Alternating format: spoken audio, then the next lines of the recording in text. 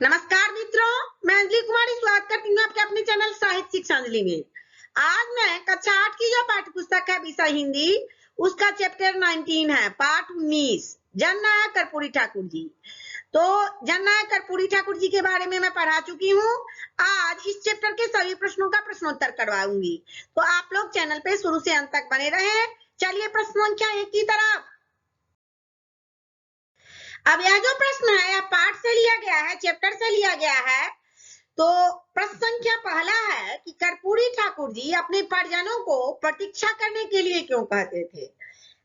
तो यहाँ कर्पूरी ठाकुर जी के परिजनों की यह आकांक्षा होगी कि प्रत्येक परिजन की आकांक्षा होती है, मेरे भी परिजन की, आपके भी परिजन की, जो स्टूडेंट पढ़ते हैं ना उनके परिजन की आकांक्षा होती है, इच्छा होती है कि वह पढ़ लिख कर गरीबी से निजात दिलाएगा। जब बच्चा पढ़ेगा लिखेगा तो किसी अच्छे पद को प्राप्त करेगा तो गरीबी से निजात मिलेगी। और कर्पूरी ठाकुर जी थे, देश की जनता को पराधीनता की बेड़ी में जकड़ा देखा तो उनके लिए असहनीय था, उनको अजीब सा महसूस हो रहा था। इसीलिए उन्होंने अपने अल्फाज में कहा कि जब तक देश के प्रत्येक निवासी को सम्मानजनक और सुविधा संपन्न स्वाधीन जीवन यापन का अवसर नहीं मिलेगा, तब तक मेरे परिजनों की क्या करना पड़ेगा, प्रतीक्षा करना पड़ेगा। मैट्रिक के बाद उच्च शिक्षा के लिए उन्हें कहां और किस प्रकार से जाना पड़ता था, कर्पूरी ठाकुर जी के बारे में पूछा जा रहा है। तो मैट्रिक परीक्षा पास कर उच्च शिक्षा के लिए दरभंगा के चंद्रधारी मिथिला कॉलेज में दाखिला पाया कर्पूरी ठाकुर जी ने।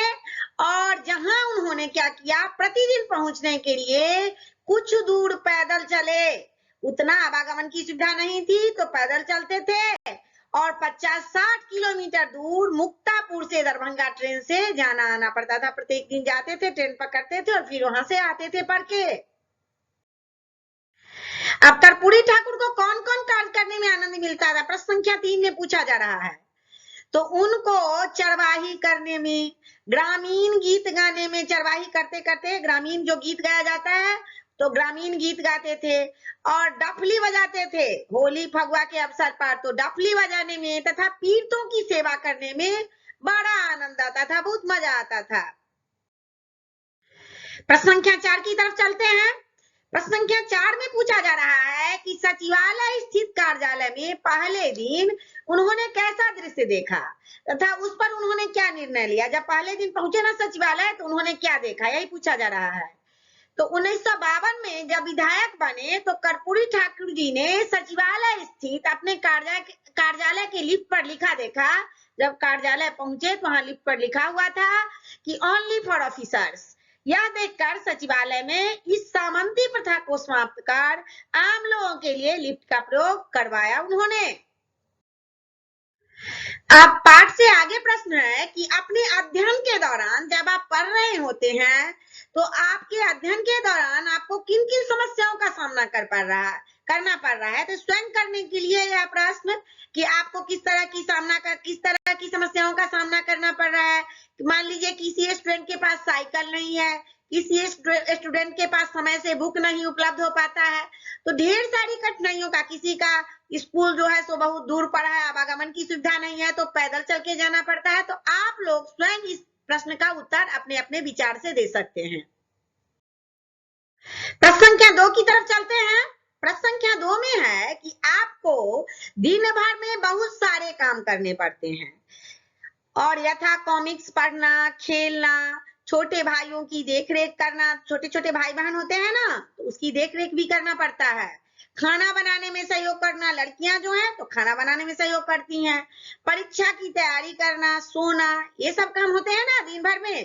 तो आप इन कार्यों पर कितना समय देंगे और क्यों, यही पूछा जा रहा है। तो इसका भी जवाब छात्र जो है ना स्वयं दें। क्यों, सारे काम करना महत्वपूर्ण है, यहाँ सारे काम को करना है, खेलना भी है, छोटे भाइयों की देखरेख, छोटे भाई बहन है तो उसमें भी हेल्प करना है, देखरेख भी करना है, मम्मी है तो खाना बनाने में भी हेल्प करना है, परीक्षा की तैयारी भी करना है। तो आप इन सारे कार्यों पर अपने हिसाब से समय देंगे क्योंकि सारे कार्यों को करना है।